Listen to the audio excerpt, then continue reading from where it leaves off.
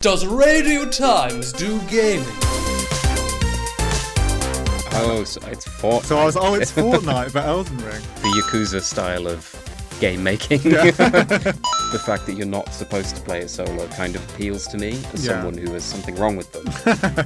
But you like an additional challenge. Yeah, let's say that. Desperately trying to find out where can I climb up or can I go round to try and get out of the storm and then just dying before I can work it out, kind of thing. Happens a lot. I can tell. Happens a lot. Does Radio Times do gaming? Yes, Radio Times does gaming. My name is Rob Leane and I'm the gaming editor at Radio Times. And I'm Alex Raisbeck, and I am the gaming writer at Radio Times. And in this weekly show, Alex, we're going to be talking about some of the biggest topics and some of the biggest releases in the gaming world. And what are we talking about today? I believe we're talking about Elden Ring Nightreign. Yes, and the question I'm going to put in the headline is it hard or how hard is it? Before we get into it, what's like your preconception about the game? What do you kind of think it is? 'Cause it's not quite what I thought it was.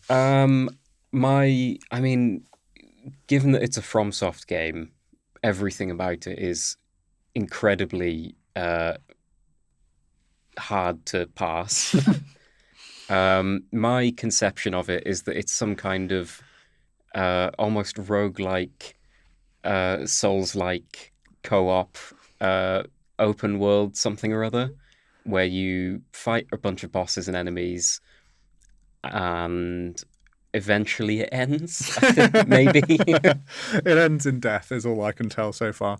But yeah, I think you've got a lot of the keywords there that I believe would be tagged as on SEO friendly. on Steam or whatever. But that's kind of what I thought. All I had heard was that it has like a shrinking map thing. Oh, so it's Fortnite. So I was, it's Fortnite, but Elden Ring. And I was like, that would be cool, because then it's like what other players and their Elden Ring builds, and you all fight against each other kind of thing. That's kind of, I was like, maybe it's that, but in trios, because I knew it was 3 people. It's not Fortnite at all. You're not Missed fighting. a trick there. Yeah. That's the next game. That would be a sick game, to be fair. So yeah, it's not... It is co-op, it's not competitive. So it's basically you can either play on your own or in a team of 3. And the premise is that the map is kind of shrinking down. There's actually kind of like 2 storm circles. So there's kind of like one like kind of golden little nugget of the map you're trying to end up in. And it kind of slowly closes in. And you have to kind of keep looking at your mini-map to end up there. And if you don't end up in there, everything outside of the storm circle is just like rain and nighttime. And as it closes in, if you get stuck there, which happens all the time, you will die within about 20 seconds. Oh, okay, nice. And so, I mean, we've got loads of footage, which I'm sure Ben can intersplice at this point, of me just like walking into a sheer cliff face as the storm closes in behind me, like desperately trying to find like where can I climb up or can I go round to try and get out of the storm, and then just dying before I can work it out, kind of thing. Happens a lot. I can tell. Happens a lot. That's one way you can die, and the other way you can die is obviously to the enemies.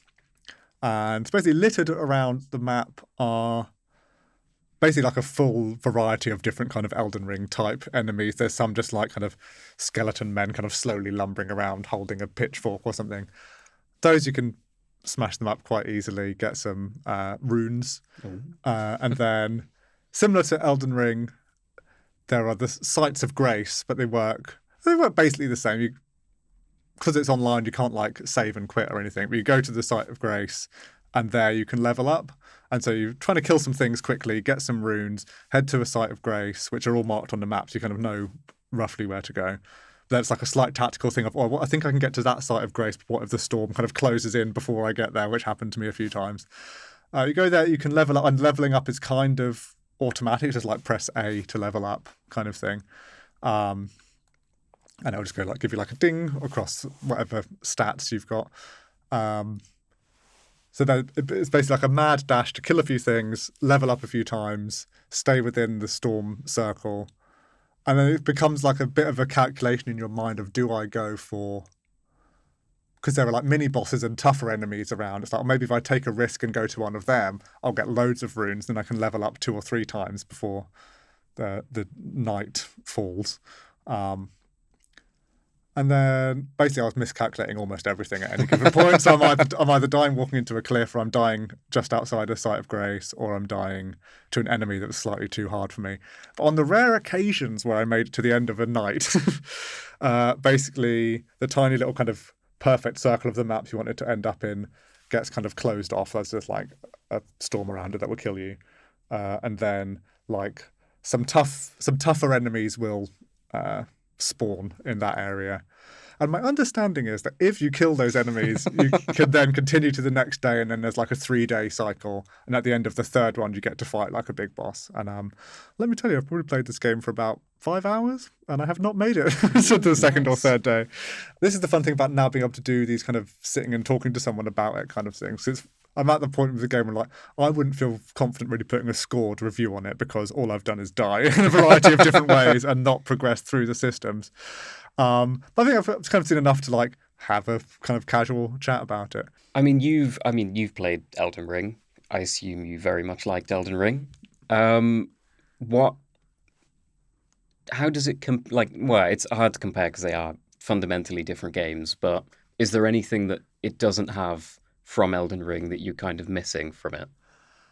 Yeah, I think the thing I miss from Elden Ring is the kind of freedom element of like being able to, except for at those points like Margit where it really like stops you. But even at that point, you can turn around and explore Limgrave some more. Whereas in this, it's like you can explore for a few minutes, and in kind of a Fortnite style, you get dropped off instead of a battle bus, you get dropped off by a bird at the start. Of course. And you can like choose, you can kind of make it swerve one way or the other, but you don't have full control over where it's going to go because it's on a set path. So you can kind of choose a little bit, I've not explored that area before, I'm going to go over there and try and find what I can. Because like the dream is to find like a good place where you can farm like a lot of runes really quickly and level up and try and get further in the game than I have so far. So I do miss just being able to take your time and be like, I'm going to go look in that direction, or that was a bust, so maybe I'll go and try and do that smaller castle over there. So I do miss that, but like also I think what's cool about Nightreign is that it basically takes the assets of Elden Ring and just made a different game out of it. And I think like normalize taking the game you've already got and just using that to make something else rather than having to wait 5-6 years or something. The Yakuza style of game making. Yeah. Just make the same game about 100 times, and every time it'll sell 1 million copies. Literally. So I really respect that they've done it. And the weird thing is that like I actually quite like it, and I'm also saying like, I just died loads of times. It is quite kind of compelling, and it's like you gradually learn like, now I'm in this area of the map and I've memorized there's some enemies over there who I can defeat, and then there's a site of grace there so I can level up. The thing that slightly scuppered my enjoyment of it was so I decided to get the game on PC. I was playing it during the review period, which means there's obviously not that many people. Every time I turned matchmaking on, like it didn't find anyone for me to play with. And then I found out that my 2 friends who were reviewing it for other outlets were both playing it on PlayStation. I was like, no. Because it doesn't have cross-play. I thought it would. Yeah, it seems like a very weird decision to make for a game that is entirely about co-op and multiplayer, especially co-op where it's designed to play with your friends. Like, I was planning on getting the game on PlayStation at some point, and I have one friend that usually plays these games on PC and one friend that usually plays it on Xbox. So either all of us are going to have to get it on PC, or we're just going to have to make do with randoms. And I kind of don't really want to play with randoms because I like playing with my friends because I know them and we're friends for a reason. And I can blame them when things go wrong and be mean to them, it's not the same when you're playing with a faceless random, Yeah. Can't bully them. Yeah, it's not encouraged to bully random strangers. Another weird thing is that like it doesn't let you do duos, like it's only on your own or in a 3. Yeah. And I was like, maybe if I'd only had to matchmake with one person, maybe it could have found one other person who was playing it on PC at the same time that I was. But it does give you, it's a FromSoft game, so it doesn't give you too much hand-holding. But basically at the end of each run, because basically if you get to like the first night and then you die, you have to go back to the round table hold and start another run. So that's kind of the roguelite kind of element of it. But every time you end a run, you get what they call them, little gem type things, totems maybe, and then each different character can hold 3 totems. There's a bunch of different characters. Is something I haven't remembered to talk about until now. Basically, each character has a slightly different loadout of where their skill points have been spent, I guess. There's one and they've each got like a different trope. So like one of them's got a staff, so they're kind of the magic-y one. One of them's got like a big sword. One of them's got the one who's like on the box has got like a normal sized sword and like a little shield, which I think kind of probably if you're like used to just, I guess it depends how you played Elden Ring. Because my Elden Ring build was kind of like magic in one hand, medium-sized sword in the other. There isn't one that's like exactly like that, but if you get the one who's got a magic staff, you just have to like try and find a sword. Because like as you go around, you can. That's again one of the benefits to exploring some places is that you will find like a decent chest at the end of like a mini dungeon or something like that, and then you might get a decent weapon from it. I don't know to what extent those things are like if it changes what's in each one every run. Because the dream is that you manage to level up a few times and get some gear that kind of suits your playstyle before immediate death. Yeah, fair enough. I think that, I mean, the fact that it's solo obviously is not great, but also I have like a reputation among my friends of not playing any of these games properly. So, for example, when I played Elden Ring and you get to, is it Margit the first boss? Yeah, you get to Margit, and obviously the idea is you explore Limgrave and you level up and then you beat Margit. Yeah. I went up to Margit at level 14, so basically immediately at the start of the game, and I got my ass handed to me. And then instead of going, oh, wow, that was really hard, maybe I should go and level up a bit, I stayed there for, I think, 3 or 4 hours straight until I beat Margit on level 14. And then I went and explored. And I don't know why I did that. There was no reason to do that. One of my friends told me not to do that. And I think that was the reason why I did it. Because I was like, well, if you're saying I shouldn't, then I have to like prove that I can. So in a way, the fact that you're not supposed to play it solo kind of appeals to me as someone who has something wrong with them. But you like an additional challenge. Yeah, let's say that. That sounds better. Yeah, I think there will be definitely like a sub community of people who are like, I just want to play this game solo, and I think there'll be like some amazing clips of people soloing it. I'm sure it can be done. You survive longer than I did. And like the first like end of night enemies are not even that hard. It's just like a few of like the what they call them, like perfumers, like the guys just like throw fire around. And I've come close a couple of times, but there's a couple of them. There's like a couple of like generic enemies, and I was like, I can't do this on my own. Then at the end of each one, you get the totem things, and then you can they're kind of color coded, and like different characters can have different color coded ones. And I think that will also help as I play more of it. And also I'm hoping that like once the servers come online, that people will be playing it on PC and we'll have matchmaking enabled, and I can play with some people finally. But the totems are things like, gradually, slowly replenish some health, or +3 strength and things like that. And like lets you have like a little bit of a head start as you go into the next one. So I think there's like a decent amount of like finessing that, and then learning the map, and then learning what things you want to try and pick up as you go. So I think it will have. It's one of those games, maybe like a Helldivers type thing, where I feel like it will definitely have a moment of like people will jump in and have fun playing it. What I'm not sure of is like how long will it last? Or will it have continued support or anything like that? Yeah, it seems. I mean, it's one of those games where I can see why it exists on one hand, and on the other hand, I'm kind of baffled as to why it exists. I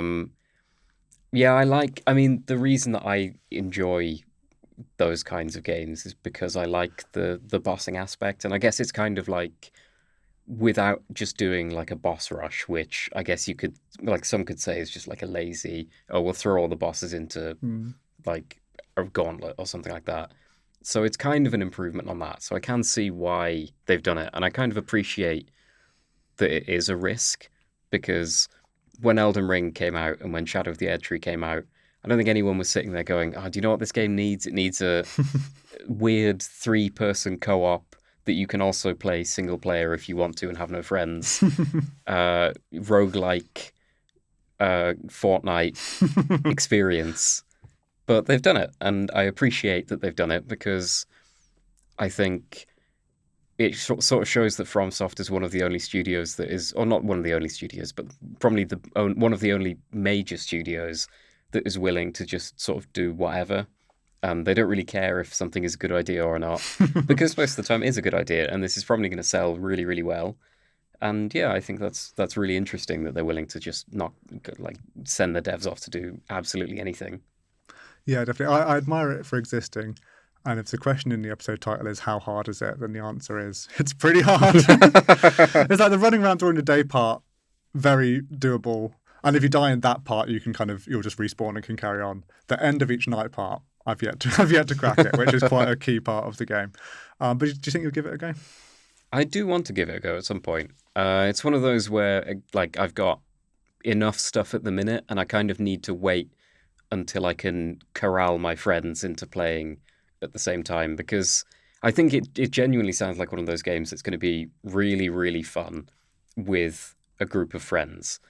But I can't imagine playing it with randoms, or like I can imagine playing it solo a little bit, but until I can get people like together to play it, it's probably not really that high on my list.